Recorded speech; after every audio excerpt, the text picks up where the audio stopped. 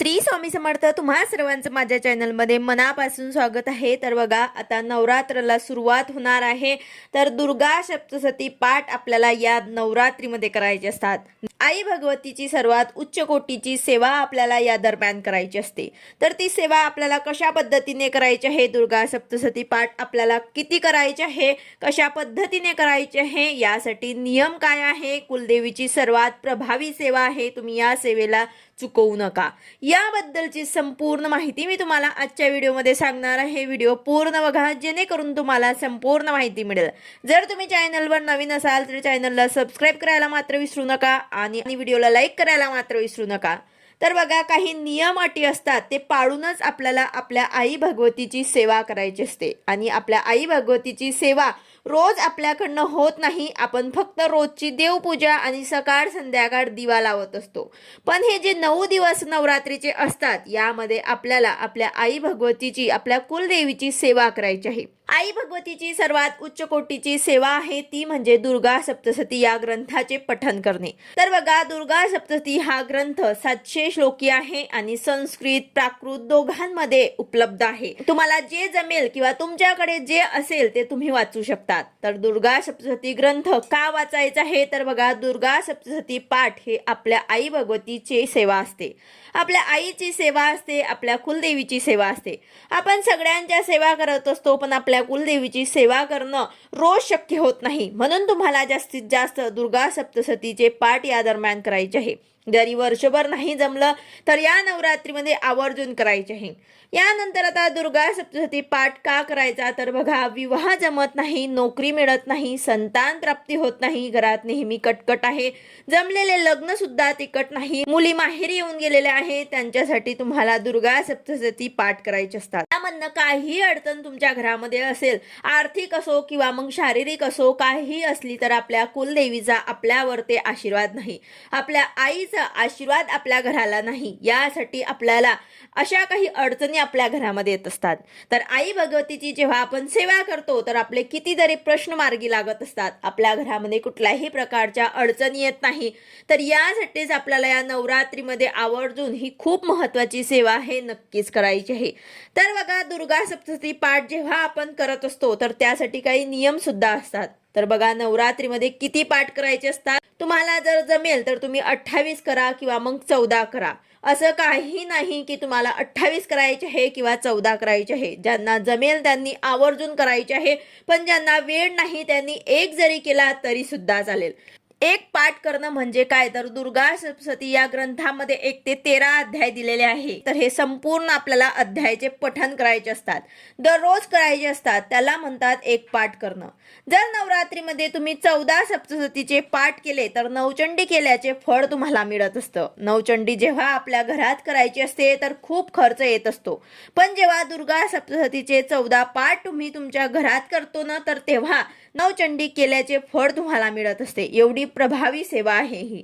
तर बघा, नवरात्रीमध्ये 9 दिवसांमध्ये 14 पाठ कसे वाचायचे, तर बघा, 9 दिवसात जर 2-2 पाठ तुम्ही वाचले तर तुमचे 18 पाठ तुमचे होतील. पण आपल्याला 14 पाठ करायचे आहे. तर पहिल्या दिवशी तुम्ही 2 करा, दुसऱ्या दिवशी तुम्ही 2 पाठ करा, तिसऱ्या दिवशी तुम्ही 2 पाठ करा, चौथ्या दिवशी सुद्धा आपल्याला 2 करायचे आहे आणि 5व्या दिवशी 2 पाठ करायचे आहे. तर अशा प्रकारे तुम्हाला 14 पाठ जे आहे ते पूर्ण करायचे आहे. तुम्हाला तुमच्या इच्छेनुसार तुम्हाला जमेल तसे तुम्ही करू शकतात. पहिल्या दिवशी जर तुम्ही 1 पाठ केला तर नंतर तुम्ही 2 करा.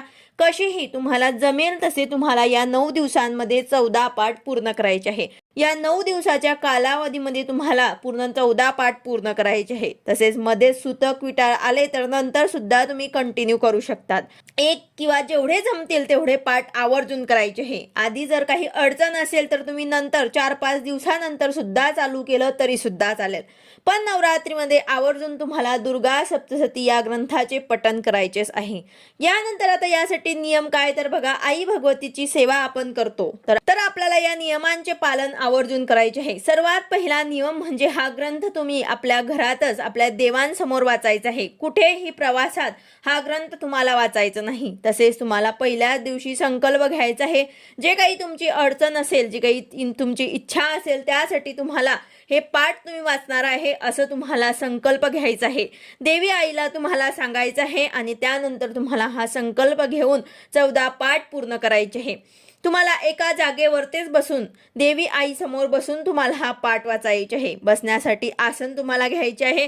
कुठल्याही प्रकारचे काळं आसन तुम्हाला, काळी साडी किंवा काळा ड्रेस घालून तुम्हाला आई भगवतीची सेवा करायची नाही। काळं घालून तुम्हाला हा पाठ वाचन करायचं नाही। त्याचबरोबर डोक्यावर पदर घेऊन हातात हिरव्या वांगड्या घालूनच तुम्हाला हा पाठ करायचा आहे। त्याचबरोबर डोक्यावर कुंकू सुद्धा आपल्याला लावायचे आहे। आपण आई भगवतीची सेवा करत आहात तर कुंकू लावूनच हे पाठ तुम्हाला वाचन करायचे आहे। त्याचबरोबर एका बैठकीतच तुम्हाला हे पूर्ण पाठ वाचन करायचे आहे। त्याचबरोबर पाठ कधीही मनातल्या मनात वाचू नका, एवढ्या आवाजात वाचा की तुम्हाला ऐकू येईल आणि दुसऱ्यांना त्रास होणार नाही याची सुद्धा तुम्हाला काळजी घ्यायची आहे। त्यातल्या त्यात आपण हा पाठ वाचन करता आहे तर पाणी वगैरे आपल्या जवळ घेऊन बसा। पाणी सुद्धा तुम्ही पिऊ शकतात। फक्त आळस येतोय, जांभळी येते असं काहीही करायचं नाही। आणि सगळ्यात महत्त्वाचं की जेवण करून हा पाठ करू नका। म्हणजे पोटभर जेवण केलंय मग आपण ही सेवा करतोय तर झोप येत असते, म्हणून शक्यतो सकाळी किंवा मग जेवणानंतर थोड्या वेळानंतर 2 तासानंतर तुम्ही हे वाचू शकतात। तसेच सकाळपासून संध्याकाळपर्यंत कधीही तुम्ही हे वाचन करू शकतात। आपल्याला या नियमांचे पालन करूनच तुम्हाला दुर्गा सप्तशतीचे पाठ करायचे आहे। आता ज्यांना 14 पाठ करणं शक्य होणार नाही, 7 पाठ केले तरी सुद्धा चालेल। 14 पाठाने नवचंडी केल्याने आपल्याला फळ मिळत असतं, पण शक्य नसेल तर तुम्ही 1 करा, 5 करा, 7 करा, 9 करा असे सुद्धा तुम्ही वाचन करू शकतात। 9 दिवसांमध्ये तुम्ही 1, 5, 7, 9 कितीही करू शकतात। आता एक पाठ कसा करायचा तर बघा, ग्रंथामध्ये दिले आहे की देव्या कवच, अर्गला स्तोत्र, रात्री सुक्त नंतर पहिला अध्याय आहे तर तुम्हाला हा वाचायचा आहे। म्हणजे 1 ते 13 अध्याय तुम्हाला वाचायचे असतात। नंतर नवार्मण मंत्राची एक माळ तुम्हाला वाचायची आहे। त्यानंतर तंत्रोक्त, देवी सुक्तम, प्राधानिक रहस्य, वैकृतिक रहस्य, मूर्ती रहस्य आहे ते सुद्धा आपल्याला पठन करायचे आहे। त्यानंतर देव्यापराध, क्षमापण स्तोत्र आहे ते सुद्धा तुम्हाला वाचन करायचे आहे। तर बघा, सर्व ग्रंथ हा वाचायचा आहे। पूर्ण ग्रंथ आपल्याला वाचण्यासाठी 1.5 ते पावणे 2 तास लागतात। त्यानंतर आता ज्यांना फक्त एकच पाठ करायचे आहे त्यांनी पूर्ण 9 दिवसांमध्ये तुम्हाला एक पाठ जरी तुम्ही वाचलात तरी सुद्धा चालेल। यानंतर दुसऱ्या दिवशी दुसरा अध्याय वाचायचा आहे। 4 ते 5 अध्याय तुम्हाला वाचायचे आहे। असे तुम्हाला एक अध्याय किंवा 2 अध्याय पठन करून तुम्हाला 9 दिवसांमध्ये एक पाठ जो आहे तो पूर्ण करायचा असतो। अशा प्रकारे तुम्हाला जमतील तेवढे शारदीय नवरात्रमध्ये तुम्हाला आई भगवतीची सर्वात उच्च कोटीची सेवा दुर्गा सप्तशती या ग्रंथाचे पाठ करायचे आहे। व्हिडिओ आवडला असेल तर लाईक करा, शेअर करा, सबस्क्राईब करा। भेटूया अशाच नवीन व्हिडिओ सोबत। श्री स्वामी समर्थ।